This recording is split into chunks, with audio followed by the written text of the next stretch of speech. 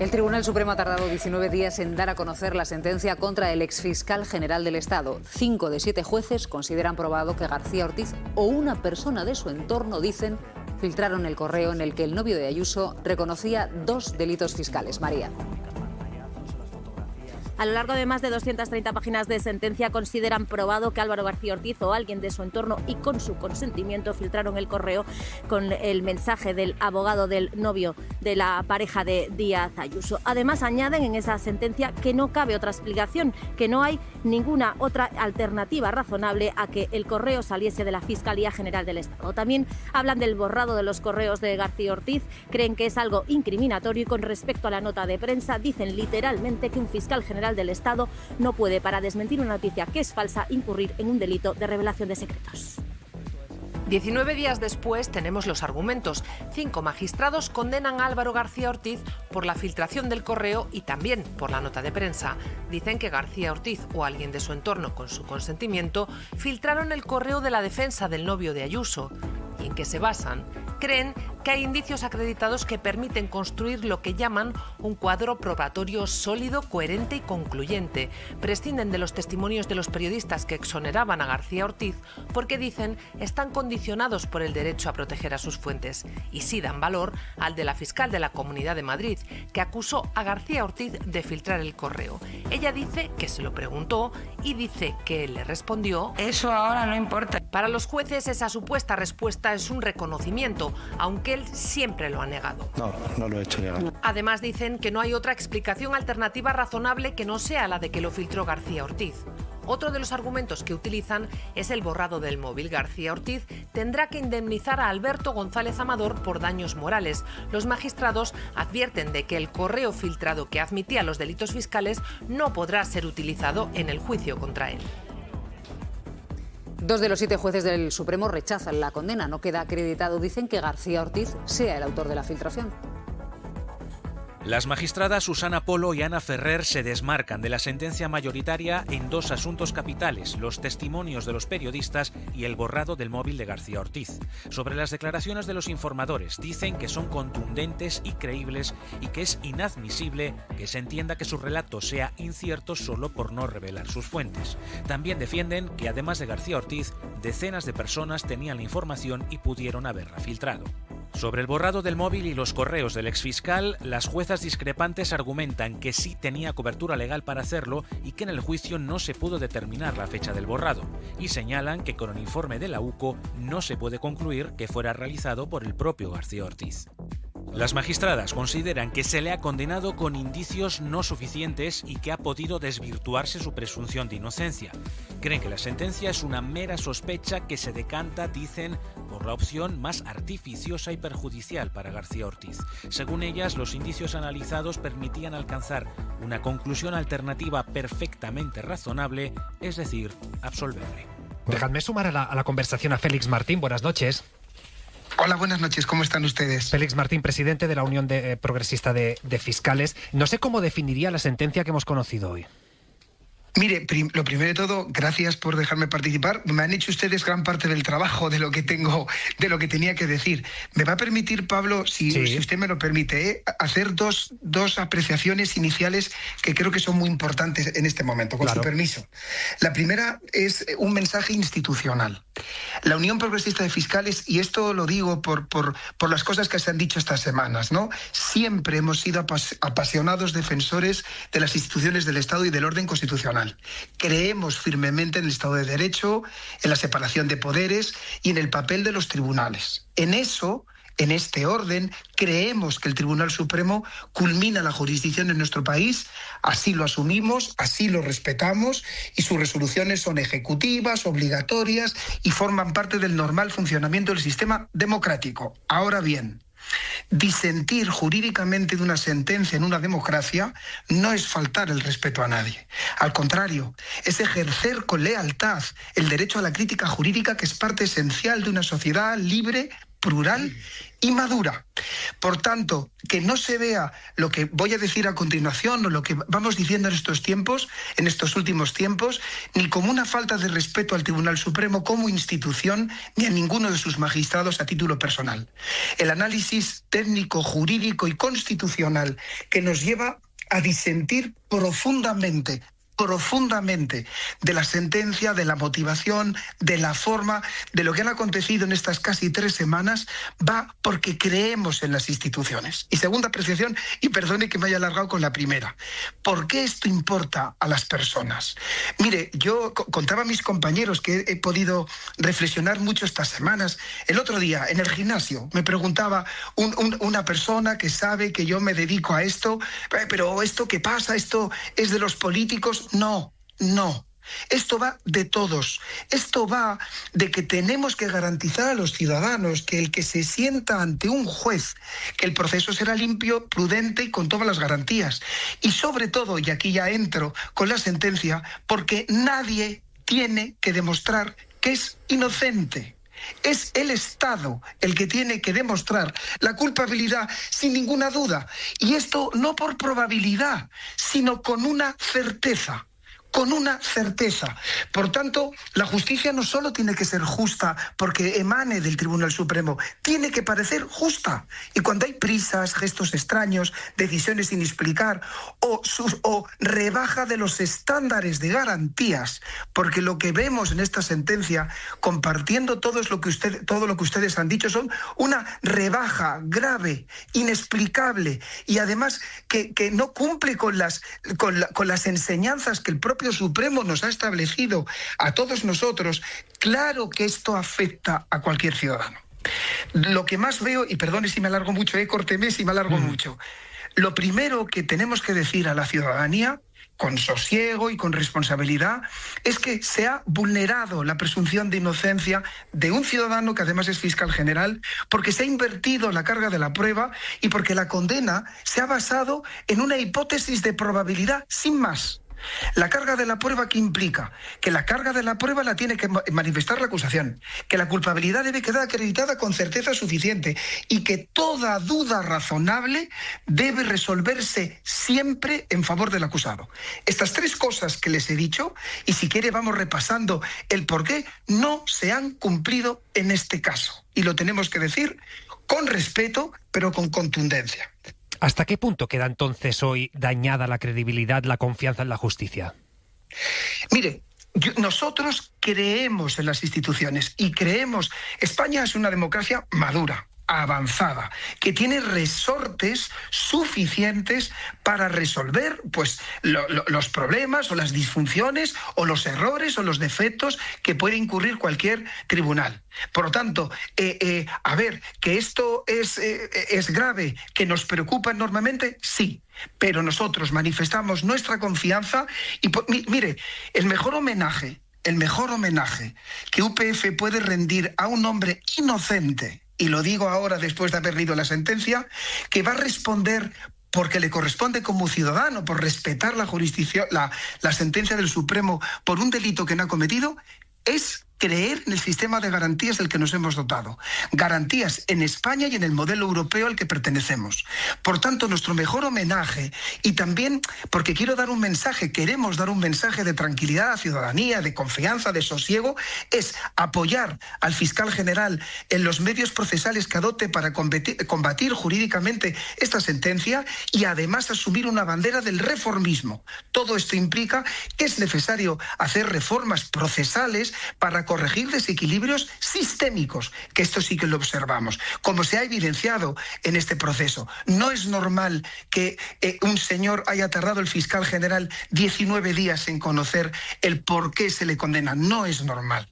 No es normal. Entonces, hay muchas cosas. El mensaje que quiero trasladarle, obviamente, ahora si quiere repasamos bastantes de los motivos por los que discrepamos, pero es de confianza en el sistema constitucional del que nos hemos dotado. Es decir, usted me está diciendo, confiamos en que el Tribunal Constitucional dictamine que se han vulnerado derechos del fiscal general del Estado.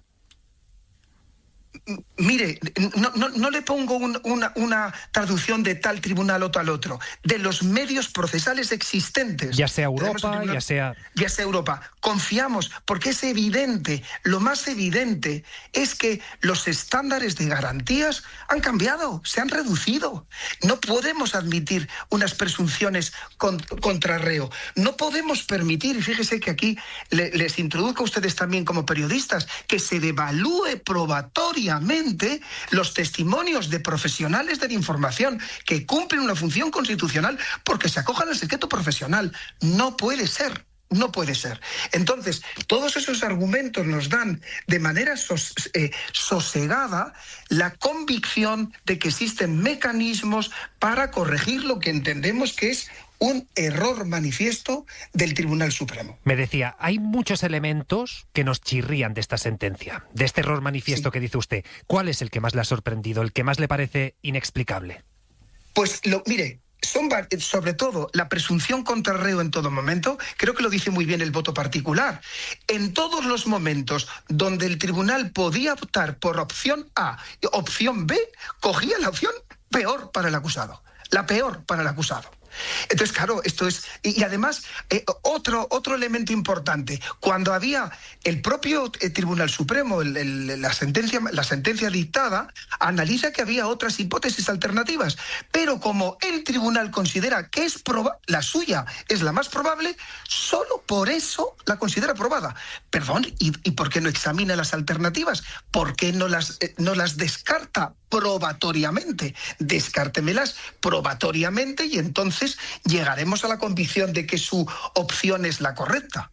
¿Qué es lo que nos dice el voto particular? Y luego, fíjese que le quiero hacer otra precisión que nos parece gravísimo. El voto particular lo que nos viene a decir es que esas hipótesis alternativas eran exactamente igual de plausibles que la alternativa que ha defendido el tribunal para la condena. Pero el tribunal dice que no. Dice, no hay ninguna otra hipótesis alternativa que nos lleve a pensar que sea otro quien ha filtrado el correo.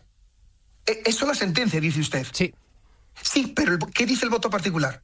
Que todas las hipótesis alternativas, como por ejemplo, que se hubiera desvelado por el entorno del denunciante, esa alternativa era igualmente posible y no se ha analizado por qué se llega a descartar. Pero fíjese en uno que nos parecía, cuando lo hemos estado analizando los compañeros, dramática. La nota de prensa.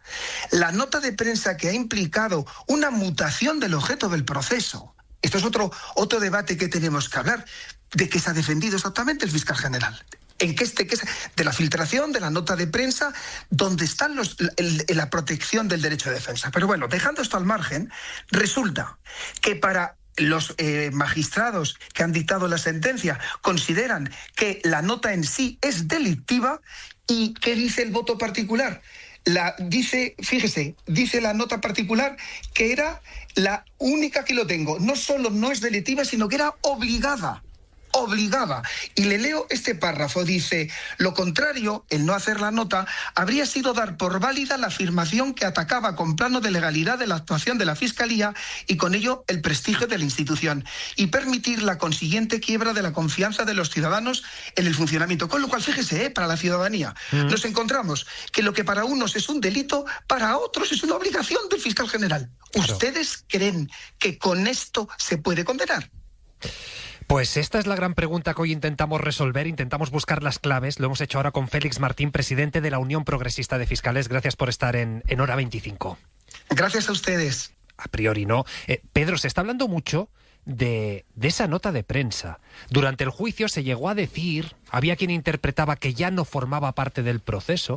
Fíjate, tú siempre nos decías, atención, que sí que forma parte, ¿eh? Que sí que forma parte. ¿Qué es lo que ha pasado aquí? ¿De dónde esta confusión? Pues la nota de prensa fue el origen de la causa en el Tribunal Superior de Justicia de Madrid, Pablo, porque fue lo que se presentó dentro de la querella que se interpuso en el alto tribunal madrileño. El problema es que cuando se eleva esa exposición razonada para investigar a Álvaro García Ortiz en el Tribunal Supremo, después de que asumiera públicamente la redacción de la nota informativa que se estaba investigando, la Sala de Admisiones del Tribunal Supremo dijo que aparentemente no era delictiva. Aparentemente. Con lo cual, la instrucción echó a andar, pero Ángel Hurtado no terminaba de dejar fuera la nota de prensa a lo largo, en el transcurso de la investigación. Y no fue hasta la declaración como investigado del ya exfiscal general del Estado cuando su defensa, el abogado del Estado, se plantó y le dijo al instructor que por lo menos que por favor aclarara qué es lo que se estaba investigando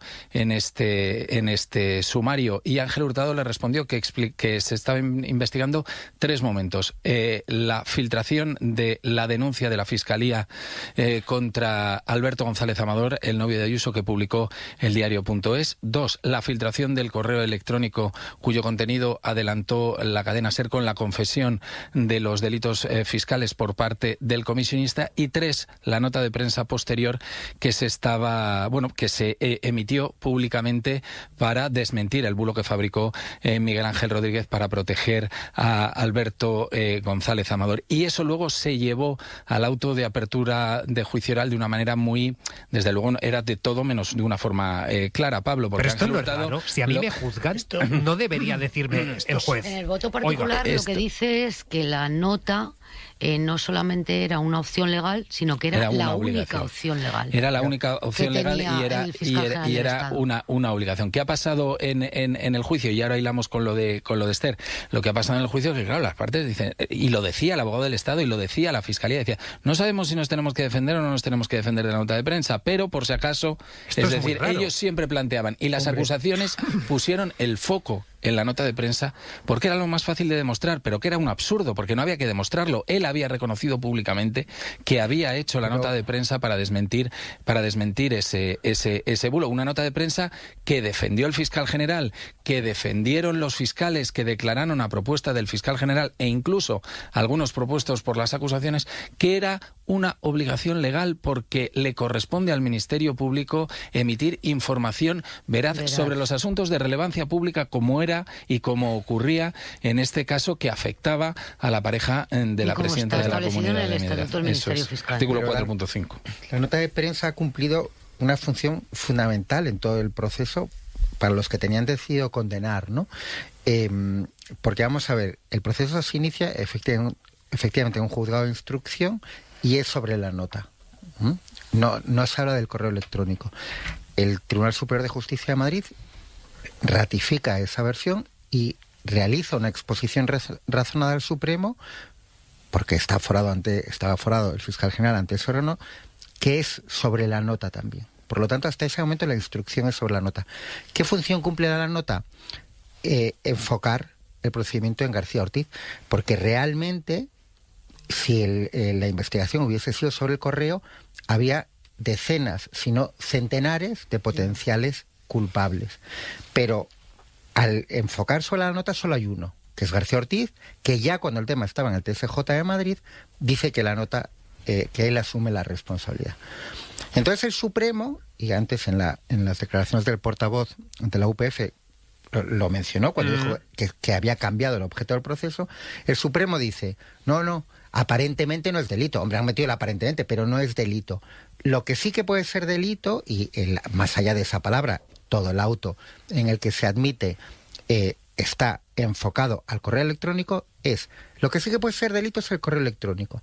Vale, pero es que aquí es donde se produce el juego de trileros, ¿no? Que han utilizado la nota como ¿dónde está la bolita? Que es, vale, si no es delito, y por lo tanto lo que hay que investigar ahora es el correo electrónico, el Supremo tenía que haber devuelto al juzgado de instrucción la causa y decir, investigue todas las opciones de quién pudo ser el que filtró el correo, porque el Supremo no recibió una exposición razonada sobre la filtración del correo, la recibió sobre la nota.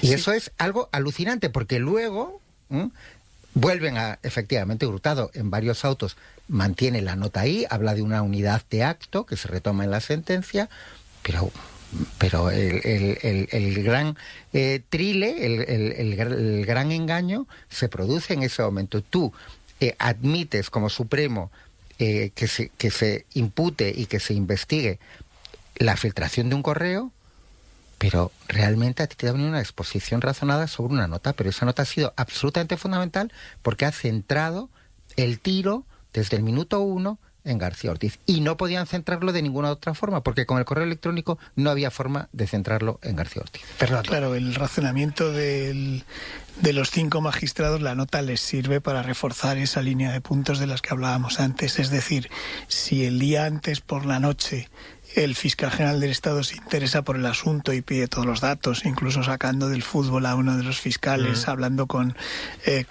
varios de los responsables, y al día siguiente sale esta nota de la que se ha hecho responsable expresamente el propio fiscal general del Estado, quiere decir que el fiscal general del Estado estaba en esto y, por tanto, es parte de esa filtración. No lo estoy defendiendo, digo por explicar cuál es la argumentación.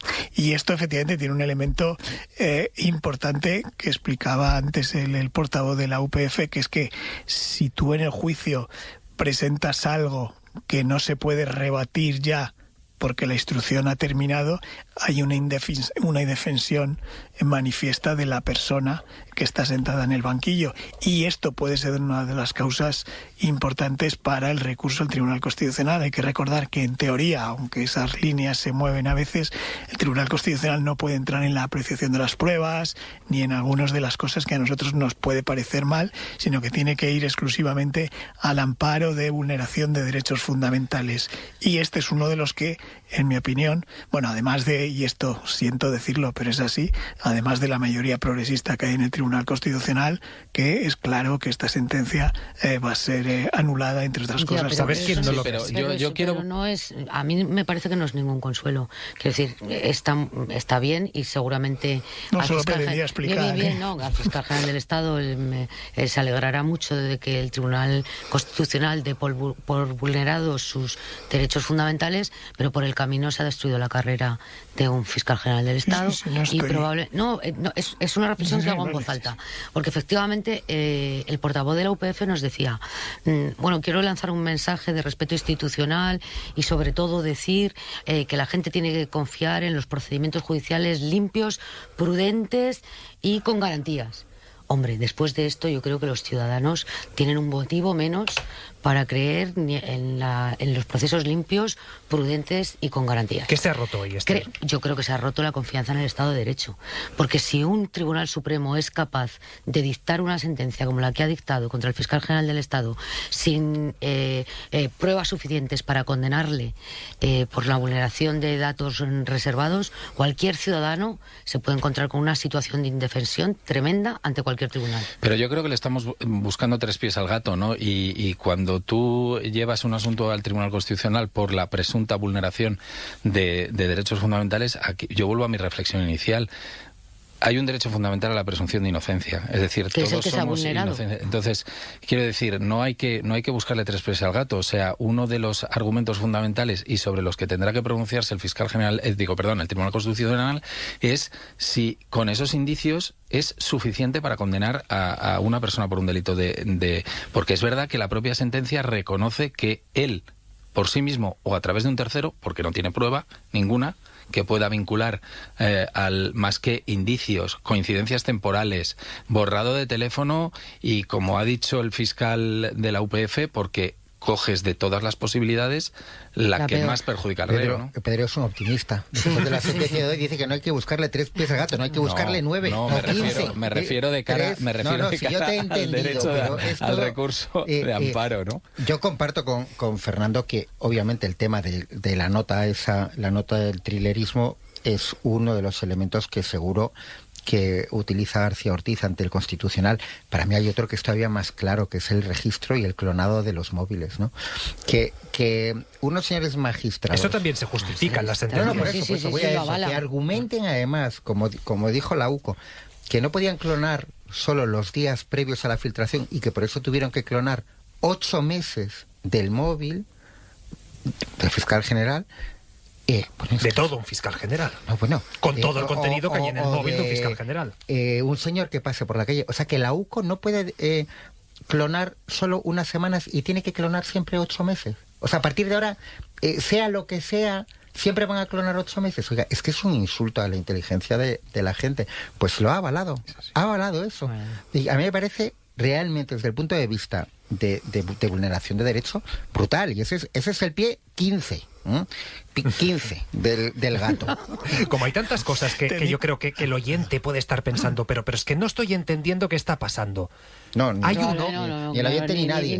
Nadie. Habrá gente que seguro que sí, porque los que ya condenaron a Álvaro García Ortiz antes del juicio, hoy dicen, claro, está muy bien argumentado. Es decir, yo creo que tenemos un momento social en el que vivimos en burbujas, porque yo, por ejemplo, escuchaba antes de la sentencia a medios conservadores y tú escuchabas a sus analistas y todos decían, ¿cómo no va a acabar condenado Álvaro García Ortiz? Lo tenían clarísimo, y veía una porra, era en Telemadrid, y de los 5 tertulianos, los 5 decían condenado, y no tenían duda. Y pensabas, pero ¿qué están viendo ellos? Bueno, entonces, es quien ha dado un salto ya cualitativo y ya han condenado al presidente del gobierno, ¿no? Claro, responsable último. Miguel Ángel Rodríguez, a eso iba, luego vamos a lo político, pero jefe de gabinete de Ayuso, un cargo público, pagamos su sueldo entre todos, dice a Pedro Sánchez, estás hundido, eres un dictador, hoy tendría que caer tu gobierno, solo hay que ver tu cara, Ayuso te gana de largo, tú no puedes salir a la calle, a ella la admiran, tú y tu familia y tus adjuntos vais pa'lante. Que luego vamos a resolver esto, vamos a comentarlo, pero en fin, ya denota lo que denota. Pero Pedro decía, hay muchas dudas. ¿A qué hora se escribió ese tuit? No, lo digo completamente. No, es de esta tarde. Bueno, si es después de comer, claro. Ya... No, te quería decir, Pedro, porque claro, durante el juicio decíamos, hay centenares de personas, habíamos escuchado mucho, que han tenido acceso a ese correo junto con el fiscal general del Estado. Hoy dicen, vamos, todos los indicios llevan, la única versión que tiene más o menos sentido es que haya sido él quien lo ha filtrado. Si había centenares de personas con acceso a ese correo, ¿cómo se llega a esa conclusión? ¿Qué ha pasado con esa hipótesis, con ese marco?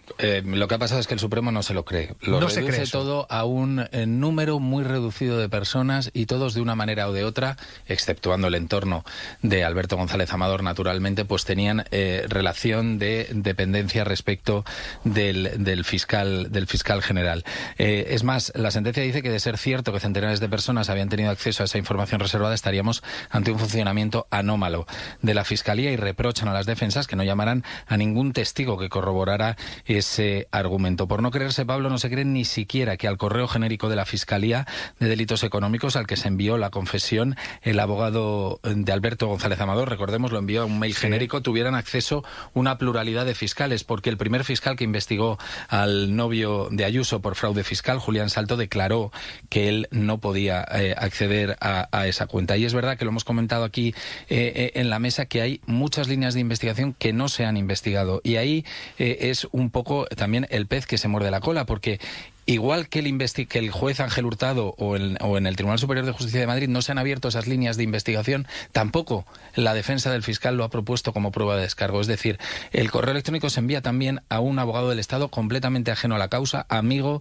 del abogado de Alberto González Amador. Pues ni unos ni otros lo citan a declarar. La fiscal jefa de Delitos Económicos, Birna Alonso, que se lo mandan al correo electrónico suyo personal, la confesión de Alberto González Amador, tampoco ha sido llamada a declarar, pero ni por investigadores ni por investigados. Claro, hablas con el entorno del investigado y dice, no, ellos tienen que demostrar la culpabilidad. Hablas con el entorno de la sala de lo penal del Tribunal Supremo y te dicen, joder, que proponga él las pruebas de descargo. Y al final, uno por otro, pero o sea, la casa sin barrer. Quiere decir que si hay alguien del Supremo que dice eso, hay que devolverlo a la facultad, a primero de Derecho en concreto. Hombre, por favor. Tú discrepas aquí, Fernando. Hombre, yo creo que cuando te que la culpa jugando... va a ser de que no propusieron un testigo más o menos. Yo no digo que la culpa sea del investigado, pero es verdad que cuando te estás jugando tanto, usas todo lo que está en tus manos para tratar de librarte. Fernando, tú decías, No, hay varias cosas que se han dicho, insisto en...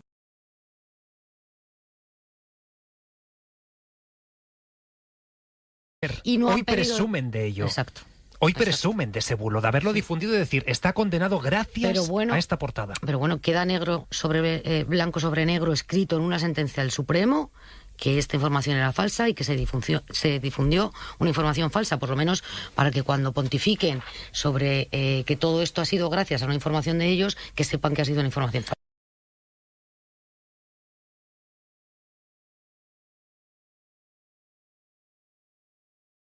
De los periodistas. Eso me ha llamado también la atención. Y luego hay una cosa, yo creo que hay algo mínimo que debiera de resarcirnos por lo menos a los profesionales de la información. Y es que queda absolutamente acreditado, como subraya la sentencia, que es lo único que a mí me ha parecido que es de recibo, que todo esto tiene un origen en una información falsa. En una información falsa publicada por un medio de comunicación o por 3 medios de comunicación que todavía no han reconocido la falsedad de su información. Esther. Y no Hoy han pedido... presumen de ello. Exacto. Hoy presumen de ese bulo, de haberlo difundido y decir, está condenado gracias a esta portada. Pero bueno, queda blanco sobre negro escrito en una sentencia del Supremo que esta información era falsa y que se difundió una información falsa, por lo menos para que cuando pontifiquen sobre que todo esto ha sido gracias a una información de ellos, que sepan que ha sido una información falsa.